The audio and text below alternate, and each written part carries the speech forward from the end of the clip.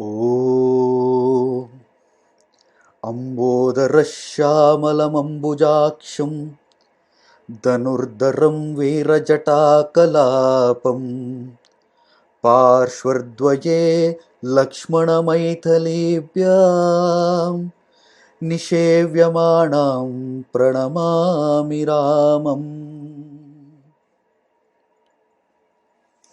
Ravana, as depicted in Valmiki's Ramayana, was primarily a womanizer. There is a long list of women, both married and unmarried, who were abducted by him. He had many fights with warriors of his time because of women. Mostly he won them, but whenever he failed, like in case of Vali and Kartavirya he entered into a truce with them to share all his wealth with them, including women. This is simply not a character flaw, but the main character of Ravana. Yes, he was well read, was powerful, and was an able ruler. But this one behavior of his, which he could not control, ruined him completely. What made him abduct Sita? Why was he so adamant about her? Why didn't he listen to his well wishers despite the huge odds against him?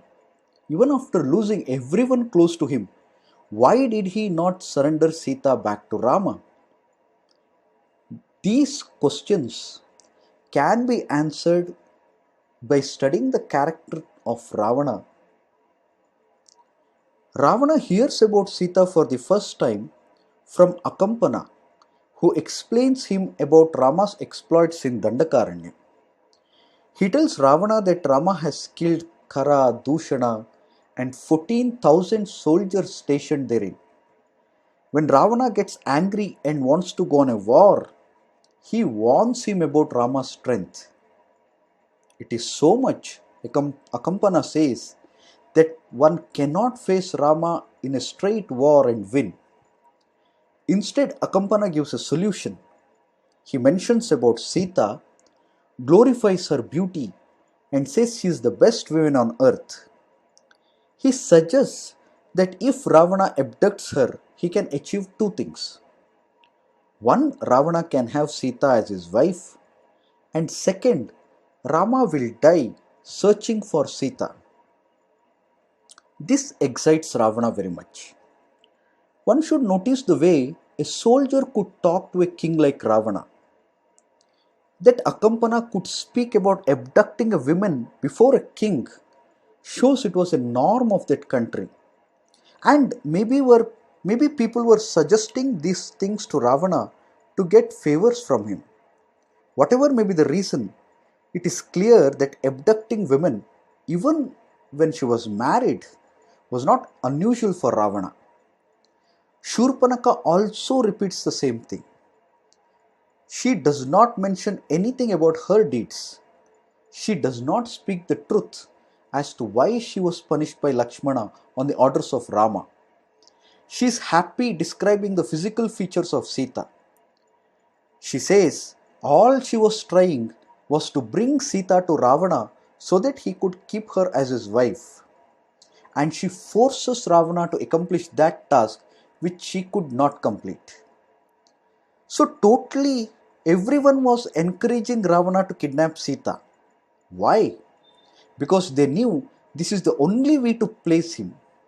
And their trick worked.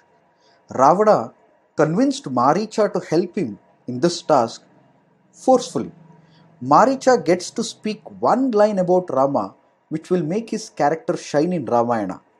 That is Ramo Vigrahavan Dharmaha, meaning Rama is the manifestation of Dharma itself. Ravana comes to ashrama disguised as a sannyasi when Maricha was able to take away Rama and Lakshmana. Ravana there begins to praise the beauty of Sita. She should have been alerted by this behavior of a stranger. She did not, and the tragedy occurred. Many popular versions of Ramayana mention the line drawn by Lakshmana to protect Sita. Lakshmana Rekha, as it is called, is a popular metaphor for the need of self-control. But this story is not mentioned in Valmiki's Ramayana. There we find a forceful Ravana literally pulling Sita into his Pushpaka Vimana. Through his atrocity, Ravana invited his death. He underestimated the resilience of Sita and the power of Rama. Both did not surrender to his cruel games. Their belief in Dharma brought down not only a king but an entire kingdom which tolerated and encouraged his misdeeds.